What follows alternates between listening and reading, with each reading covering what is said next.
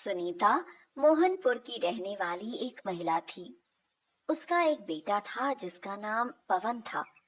सुनीता का इस दुनिया में पवन के अलावा और कोई नहीं था। पवन को उसने बड़ी मुसीबत से पाला था। उसके लिए सुनीता को मजदूरी भी करनी पड़ी थी। अब पवन 18 साल का हो गया था। पवन अपनी माँ से कहता है, माँ, अब मैं काम किया करूँगा और तुझे कोई भी काम नहीं करने दूंगा। सुनीता के मायके में उसके भाई रमेश की लड़की की शादी थी। लक्ष्मी, बात सुनो। देखो, एक समस्या हो गई है। क्या हो गया है? सब कुछ तो इंतजाम हो गया है। अब भी कोई समस्या बाकी रह गई है क्या? नहीं, वो बात नहीं है। असल में हमारे यहाँ बर्तन धोने के लिए जिस मेहरी को हमने कहा था ना, वो कोरोना की वजह से नहीं आएगी। उसने मना कर दिया है। तो अब हम क्या करेंगे? एक तरकीब है। क्यों ना हम सुनीता जीजी को बुला ले? क्या बकवास कर रही हो? इतने मेहमानों के बीच में हमारी बेइज्जती नहीं होगी क्या? वो इतनी गरीब है, उन्हें अपना रिश्तेदार बताते हुए भी हमें शर्म आती है। अरे, थोड़ा चालाकी से काम लेंगे। हम सबको यह बताएंगे ही क्यों कि ये हमारी दीदी है। मेहमान पूछेंगे तो कह देंगे कि हम इज्जत से मेहरी को भी दीदी बोलते हैं। हाँ। हाँ, ये बात तो तुम ठीक कहती हो। शादी में उन्होंने सुनीता को बुलाया तो सुनीता बहुत खुश हो गई। पवन और सुनीता वहां गए। सुनीता ने खूब जी भर कर काम किया। उसे उन लोगों की चालाकी के बारे में पता नहीं था। चलते समय रमेश ने सुनीता और पवन के लिए कपड़े दे दिए, जिससे पवन बहुत ही ज्यादा खुश हो गया। घर आकर पवन चारपाई पर लेट गया। सवेरा हुआ तो वह अपनी माँ से बोला, माँ, मेरी तबीयत कुछ ठीक नहीं लग रही है। सुनीता रमेश के घर से लड्डू और मिठाई लाई थी। वह लेकर पवन के पास गई और बोली, बेटा उठो, ये लड्डू खा लो। तुमने तो कल से कुछ खाया भी नहीं है। नहीं माँ, मुझे बिल्कुल भूख नहीं है। बहुत ज्यादा सिर दर्द हो रहा है। मुझे खांसी भी आ रही है माँ, और मेरी सांस रुक रही है। मुझे ऐसा लग रहा है जैसे जैसे मेरा दम घुट रहा है माँ। आओ माँ, तुम तुम मेरे पास बैठ जाओ माँ। आ, सुनीता अपने बेटे की ऐसी हालत देखकर रोने लगी और भगवान से प्रार्थना करने लगी। भगवान, मेरे बेटे को ठीक कर दो। इसके सिवा मेरा इस दुनिया में है भी कौन? इसे कुछ हो गया तो मैं तो जीते जी मर जाऊंगी। पवन की हालत खराब होती जा रही थी। सुनीता पवन को जगा रही थी। उठो बेटा, उठो, आंखें खोलो। ये तुम्हें क्या होता जा रहा है?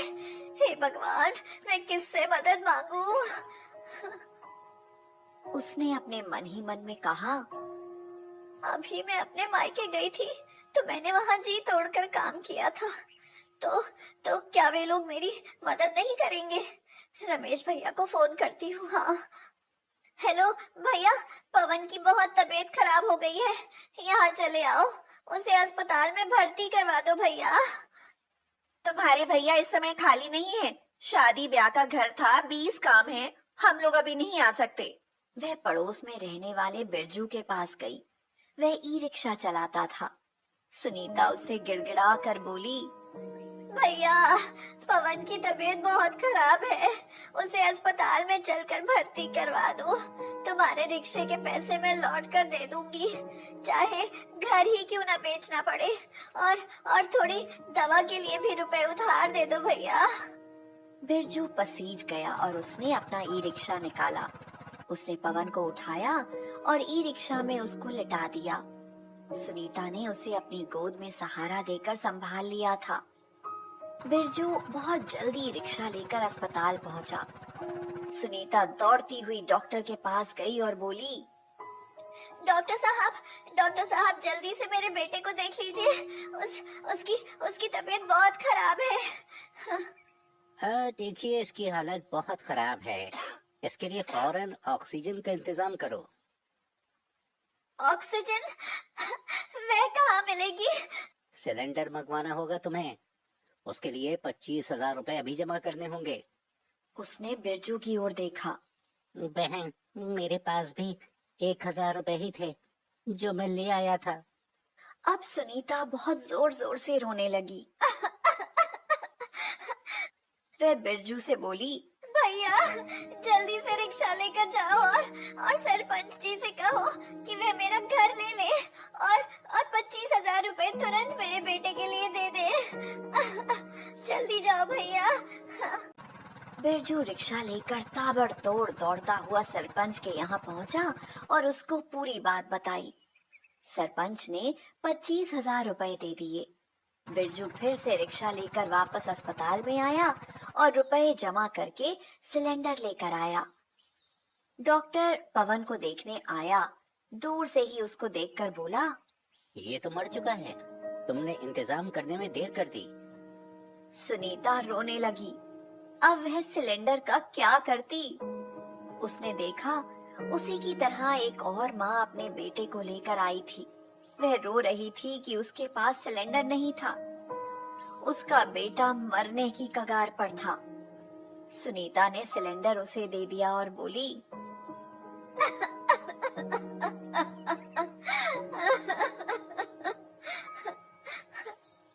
बहन, ये सिलेंडर तुम अपने बेटे को दे दो।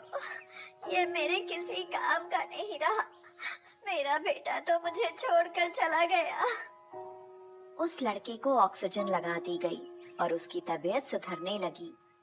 इस तरह सुनीता अपने बेटे को तो नहीं बचा पाई, पर उसने दूसरे के बेटे को बचा लिया। सुनीता मृत पवन को लेकर रिक्शे में बैठी। बिरजू रिक्शे में पवन को लेकर गांव में आया। उसे देखते ही सब लोगों ने अपने घर के किवाड़ बंद कर लिए। गांव के सब लोग कहने लगे, इसे यहाँ से ले जाओ, शमशान में ले जाओ, नहीं तो यहाँ सबको कोरोना हो जाएगा। हाँ, ले जाओ इसे। भैया बिरजू, यहाँ लोगों की इंसानियत नहीं रह गई है। चलो शमशान की तरफ रिक्शे को ले चलो। बिरजू शमशान में रिक्शे को ले गया। अभी दोपहर ही हुई थी। वहां चारों तरफ पीपल और बरगद के पेड़ थे। पीपल के पेड़ के नीचे पवन को लिटाकर बिरजू भी चला गया। सुनीता बोली, हे भगवान, अब तो मुझे भी उठा ले। मेरा भी अब कोई नहीं है। ये मेरे सच्चे दिल की पुकार है। उठा ले मुझे भगवान, उठा ले। ऐसा कहते कहते सुनीता बेहोश होकर वहीं गिर गई। शाम हो चुकी थी। सुनीता को होश आया। वह चौंक कर उठ बैठी। उसने जो देखा उससे उसकी आंखें आश्चर्य से फैली रह गईं। वह जोर से चिल्लाई, हे भगवान, ये मैं क्या देख रही हूँ? मेरे बेटे की सांसें चल रही हैं। उसने देखा पास ही एक महात्मा खड़े हुए थे और मुस्कुरा रहे थे। बेटी, मैं कोरोना से बीमार लोगों के लिए ये दवाइयाँ देता हूँ। तुम बेहोश पड़ी थी तो मैंने देखा कि तुम्हारे बेटे की नब्ज चल रही थी। शायद डॉक्टरों ने इसे हाथ लगाकर नहीं देखा था। ओह, क्या क्या ये सच है? मैं सपना तो नहीं देख रही। महात्मा मुस्कुराते हुए बोले, आसपास के सभी पेड़ों की भरपूर ऑक्सीजन इसे मिली है। मैंने इसे थोड़े होश में देखकर ये दवा भी पिलाई है। इसका चमत्कारिक असर हुआ है। थोड़ी ही देर में पवन ने आंखें खोल दी और वो उठकर बैठ गया। महात्मा पवन को उसके घर लेकर आए।